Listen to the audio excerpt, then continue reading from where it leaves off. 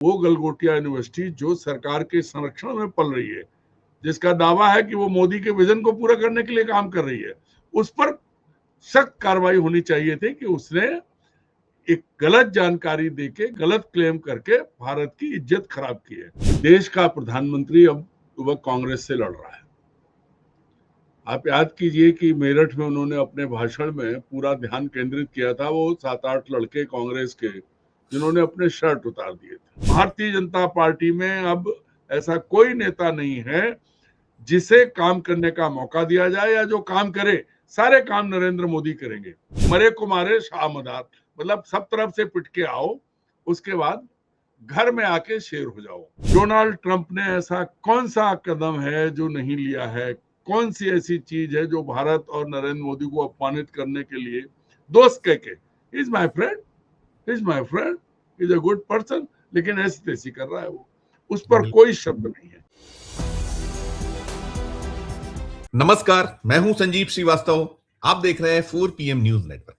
दोस्तों, देश का राजनीतिक परिदृश्य बेहद बेहद दिलचस्प बना हुआ है। खासकर राहुल गांधी विपक्ष को, जो नेता हैं विपक्ष के, वे अब सत्ता पक्ष को अपनी पिच पर लगातार खिला रहे हैं। और वो जो हमले दर हमले, जो राजनीतिक हमले होते हैं, ऐसे कर रहे हैं कि जबरदस्त बौखलाहट बनी हुई है। और प्रधानमंत्री नरेंद्र मोदी हो या उनका पूरा कुनबा, जवाब सूझ नहीं रहे। और जो नरेंद्र मोदी हैं, उनकी जो राजनीतिक शैली है, चाहे विपक्ष के लोग हों और जो भारतीय जनता पार्टी के भी बहुतेरे ऐसे लीडरान हैं जो मोदी पीड़ित रहे, या जो इनकी जो जिस तरह की राजनीति ये करते रहे हैं उससे नहीं इत्तेफाक रखते हैं। और बार बार बातें यही होती हैं कि ये जो शख्स हैं सीने पे वार नहीं करते हैं, वार पीठ पे होता है। और राहुल गांधी तो मुख्य निशाने पर हैं और उनकी भी पीठ पर वार दर वार होते हैं। और अभी फिर ताजा वार हुआ है, जब राहुल गांधी ने पलटवार किया है। तिलमिलाट है, बौखलाहट है, और जो रास्ते की बात की नहीं सूझ रहा है वो नहीं सूझ पा रहा है। और जैसे होता है ना कि जब आप गलती कीजिए और उस गलती को सुधार के लिए फिर कुछ इस तरह के हथकंडे अपनाइए, तो फिर गलती दर गलती होती चली है। तो ऐसे ही भी मोदी उलझे हुए हैं, फंसे हुए हैं, उनसे गलतियां दर गलतियां हो रही हैं। और भारतीय जनता पार्टी हो या उनका पूरा का पूरा जो कुनबा या जो एनडीए है, अलग नजर आ रहा है, बिखराव भी है। और जो मोदी की बॉडी लैंग्वेज है, एक दौर था वो खुद को कहते हैं कि विश्व गुरु और तमाम बड़ी बड़ी बातें, लेकिन अब मुलम्मा उतर गया है, ऐसा साफ तौर पर परिलक्षित जो भी चल रहा है।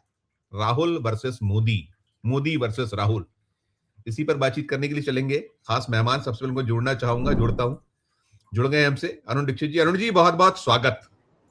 धन्यवाद। कैसे हैं?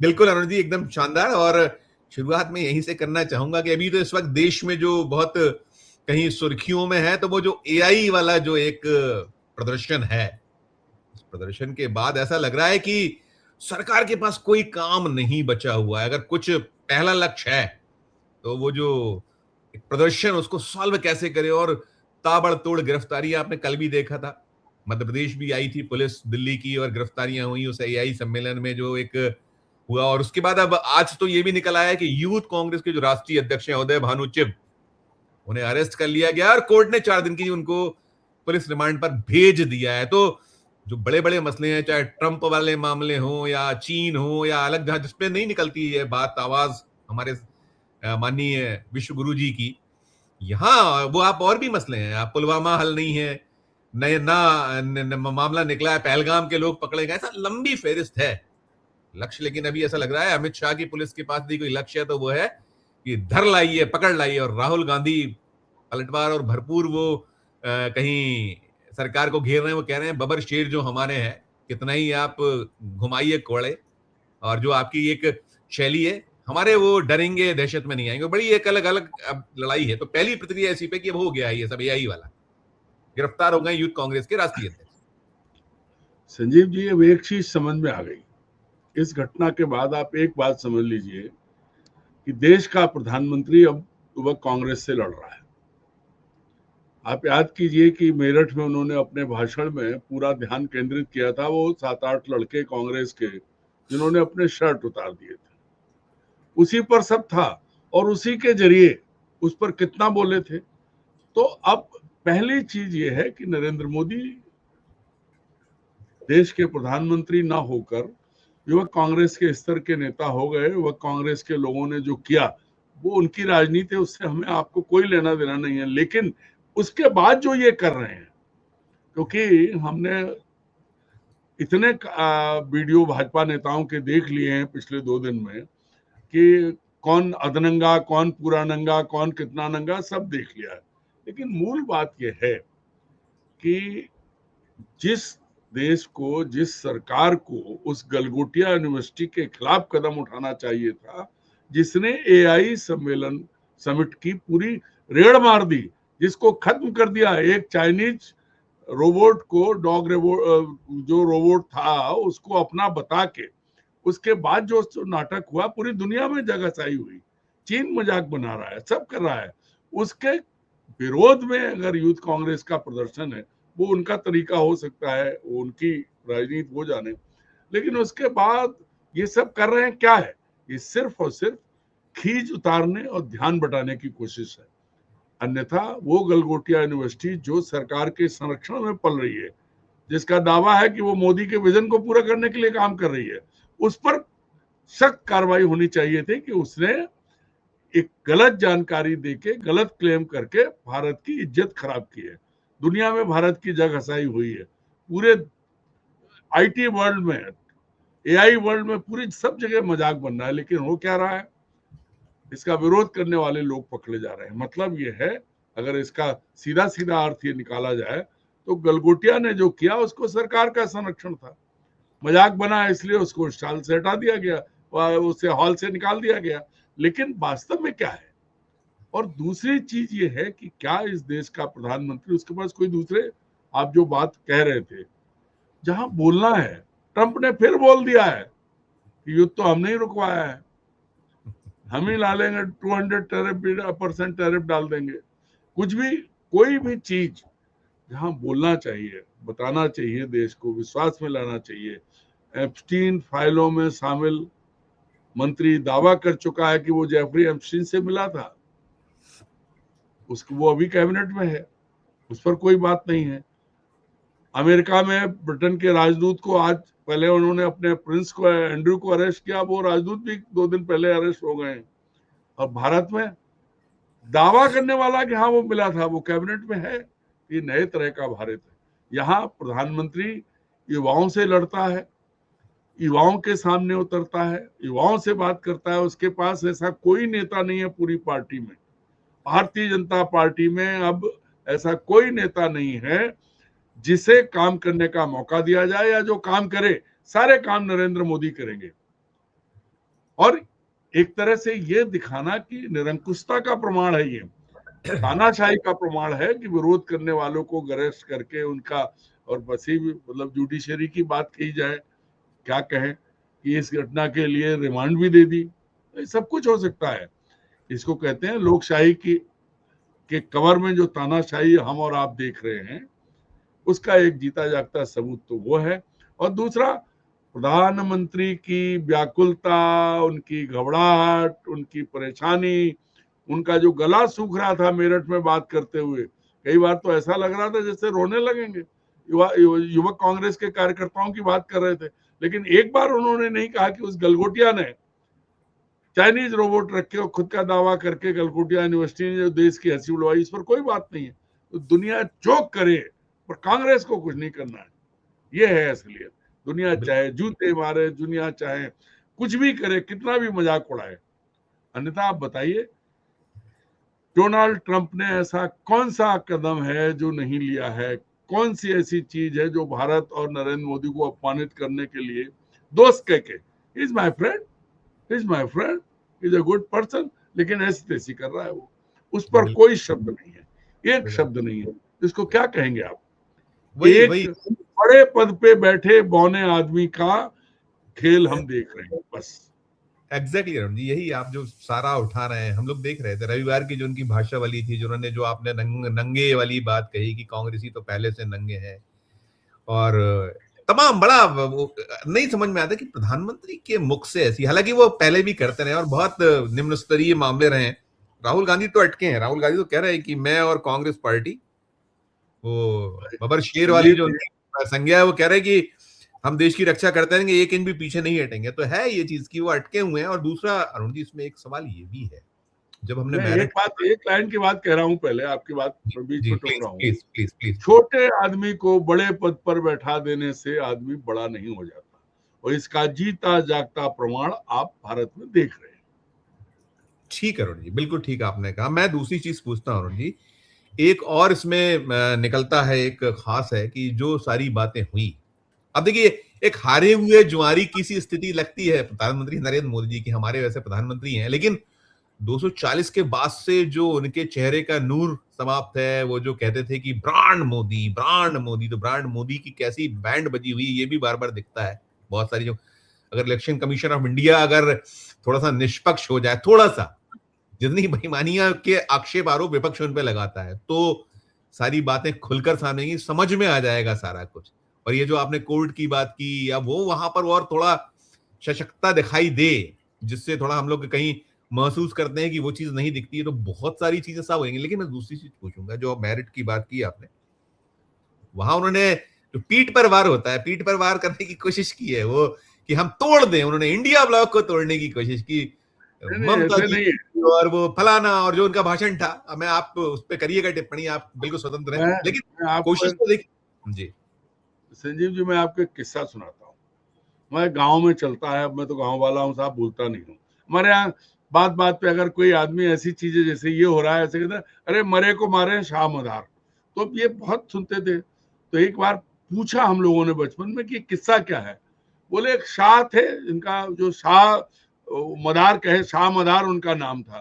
तो वो हर जगह पिटते थे, मतलब कहीं नहीं लड़ाई जीते, कहीं कुछ नहीं, जहां भी जाते पिट के आते। और पिट के आने के बाद वो अपने गांव में, अपने घर में आके अपने लोगों की ऐसी तैसी करते, गरीब कमजोर लोगों को सजा देते, मारते। पूरी हार की खींच जो है, बाहर से पिट के आते, सब तरफ से पिटते, और आके अपने लोगों को धुनाई करते, उनको रगड़ा देते।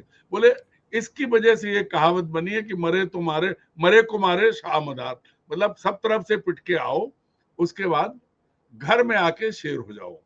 भाई किसने रोक रखा है? कल आप नंगा नंगा कर रहे थे, ये तो दुनिया देख रही कि कौन नंगा और कितना नंगा है। लेकिन एक बार को तो बोलो कि ट्रंप झूठ बोल रहा है, एक बार कहो कि शी जिनपिंग का जो कब्जा है वो झूठा है, एक बार कहो कि हाँ एप्स्टीन फाइल में आपका नाम नहीं है। एक बार देश को बताओ कि हरदीप पुरी को आपने एप्स्टीन फाइलों की वजह से मंत्री नहीं बनाया है, और इसीलिए हटा भी नहीं रहे हैं। क्यों नहीं हटा रहे हैं? देश के सामने सच रखो, बताओ। कांग्रेस ने एआई समिट में आपकी कमजोरियों के खिलाफ प्रदर्शन किया, तो उनके अध्यक्ष को पकड़वा लिया, सब कुछ हो गया आपको। और पूरा अमेरिकन मीडिया, अमेरिकन प्रेसिडेंट, सब मिला के एप्स्टीन फाइल से लेके हर जगह आपकी बेइज्जती कर रहे हैं। आप एक शब्द नहीं बोल रहे हो, 150 करोड़ लोगों का अपमान लगातार करवा रहे हो। आप जब वहां थे तब अमेरिका में आपकी उपस्थिति के समय अपमानित किए गए भारत के लोग, आप उस पर एक शब्द नहीं बोल रहे हैं। यहाँ आप कांग्रेस के लड़कों का को लेकर के पूरा जो है, पूरी कांग्रेस पर, तो ये कांग्रेस नहीं है। कांग्रेस जो कर रही है, आप बताइए। सबसे बड़ी चीज, प्रधानमंत्री ने जो शब्द बोले थे संजीव जी, कौन नहीं जानता कि देश का प्रधानमंत्री कैसे बनता है? कोई किसी की कुर्सी छीन लेने से कोई नहीं बनता है। देश का प्रधानमंत्री कहता है कि महिलाओं के जरिए लोकसभा में प्रधानमंत्री की कुर्सी पे कब्जा करना चाहते हैं। ये इससे ज्यादा बड़ा मजाक क्या हो सकता है? बच्चे भी इस तरह की बात नहीं करते हैं। नरेंद्र मोदी इस तरह की बात कर रहे हैं, और इस पर उन्हें शर्म नहीं आई कि लोकसभा अध्यक्ष कहता है कि महिला सांसदों से प्रधानमंत्री को सदन में खतरा है। इससे बड़ा मजाक तो दुनिया में नहीं हो सकता। तो आप क्या कहोगे? आप नहीं नहीं, लेकिन अरुण जी, ये जो कहीं वो इंडिया ब्लॉक में सेंधमारी की कोशिश कर रहे हैं, अब आप, मैं उस पर आ रहा हूं। देखिए, मैं जो कह रहा हूं कि ये भी एक वो है, मतलब अब मजाक में कुछ लड़के आए तो आपको जो है उस पर आपको पूरा उसमें दिख रहा है। भाई इंडिविजुअल है सब, गठबंधन उनका जो है वो सत्ता के लिए है, अपनी अपनी सब राजनीति कर रहे हैं। तो इसमें कोशिश उन्होंने की है, लेकिन फिर अगर पूछ लिया जाए तो आपने पूछा था क्या बुला के टीडीपी से? आपने पूछा था जनता दल से, जेडीयू से? आप पूछते हैं पासवान की पार्टी को? आप जब जो बातें करते हैं, आप जब देश का अपमान कराते हैं, तो क्या आप इन अपने सहयोगी दलों से पूछ के कराते हैं? उनसे पूछ लेते हैं कि नहीं नहीं भाई हम नहीं बोलेंगे, ट्रंप देश को बेइज्जत कर रहा है, हम नहीं बोलेंगे। ये तो दोनों चीजें आती है ना। अगर उनके साथ कपड़े उतार के प्रदर्शन में अगर इंडिया गठबंधन के लोग नहीं थे, तो आप तो देश को बता दो। ये तो ठीक है कि वो नहीं बोल रहे हैं, लेकिन आप बता दो कि आपने ना बोलने का फैसला आज तक आप नहीं बोले हैं। पाकिस्तान के साथ लड़ाई में क्या हासिल हुआ, आपने ये नहीं बताया कि ट्रंप लगातार कहते हैं युद्ध मैंने रुकवाया, नहीं तो न्यूक्लियर वार हो सकता था, और प्लेन गिरने की बात भी वो कह चुके हैं। फिर आप जो है, क्या आप दोनों तरफ की स्थिति है? मतलब मोदी कई बार उंगली यूं करते हैं अपनी तरफ आ जाता है। बताओ भाई कि कब तुमने क्या नाम, नीतीश कुमार, चिराग पासवान, चंद्रबाबू नायडू और जो लोग हैं उनसे बात की थी कि हाँ हम कोई स्टैंड नहीं लेंगे? आपने आपने जो बात की उसी से उद्भुत होता है सवाल। देखिए हम लोग देख रहे हैं लंबे वक्त से, हमने संसद के भीतर भी देखा और सड़क पर भी देख रहे हैं, और जो हमने मेरठ की सभा देख ली या हमने असम में देख ली, सब तरफ है। मैं नहीं याद आ पा रहा है, मुझे नहीं याद आता है, आप करिएगा उसको, और कहीं मैं कहीं गलत हूं तो। चंद्रबाबू नायडू की सिंगल टिप्पणी हमने नहीं सुनी। नीतीश कुमार कितने दिनों से खामोश हैं। चिराग पासवान बिहार के बाद कहाँ है, हम सुन ही नहीं पा रहे हैं।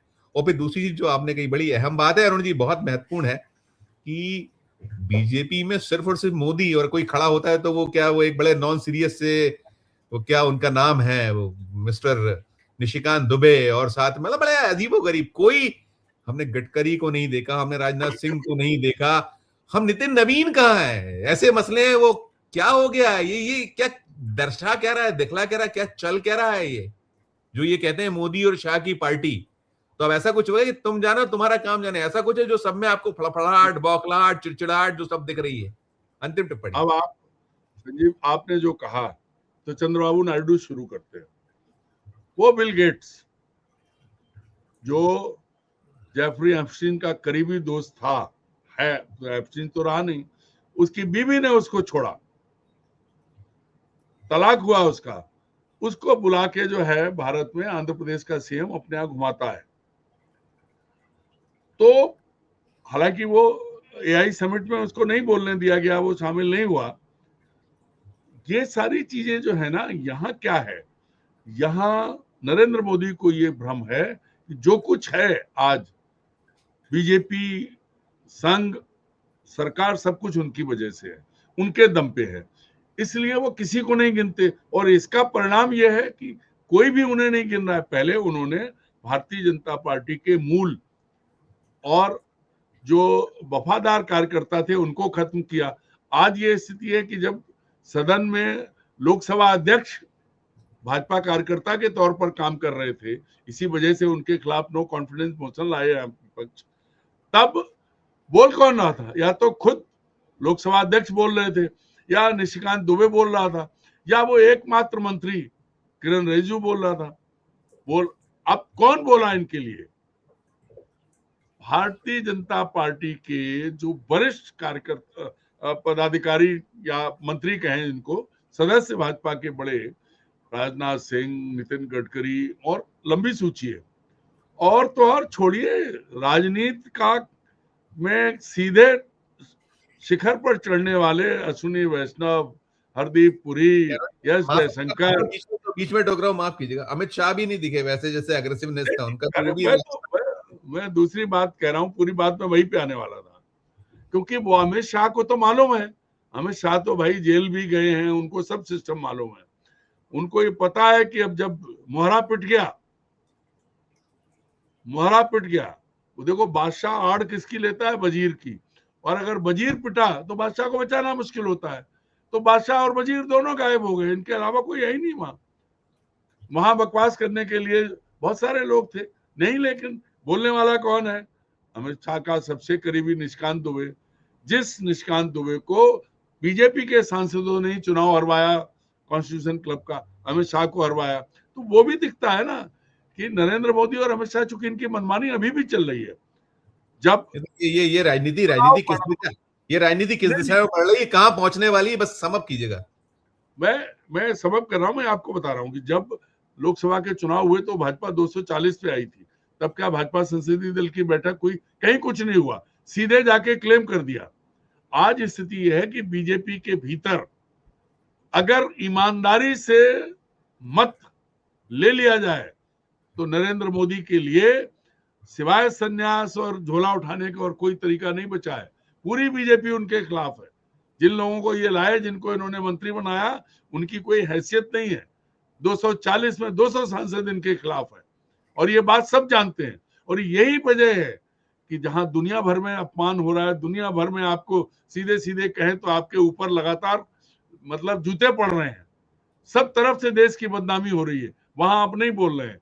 यहाँ आप जो है अरुण जी, ये जो आईना दिखाने की कोशिश, विपक्ष आईना दिखाने की कोशिश कर रहा है, आप वहां भी तो दबाना कुचलना, अभी भी बाज नहीं आ रहा। यूथ कांग्रेस वाला ऐसे ही उदाहरण है जो चल रहा है। संजीव जी, मैं यही तो कह रहा हूं कि आप कर क्या रहे हैं। आज तक आप जवाब नहीं दे पाए दुनिया भर में जिस बदनामी को। कायदे से तो आपको गलगोटिया के खिलाफ कदम उठाना चाहिए था, क्यों लाया? उसके बाद आपने वो ना करके आप यूथ कांग्रेस के युवाओं के खिलाफ आपने मुकदमा दर्ज करा दिया। अब आप यूथ कांग्रेस के अध्यक्ष को उठा लाए।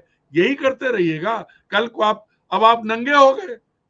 जैसे वो बिहार का मामला था कि गाली किसी ने दी, किसी को दी, आपके नाम की गाली थी, आपने अपनी मां को समर्पित कर दी कि मेरी मां को गाली दी। और क्या नाटक किया।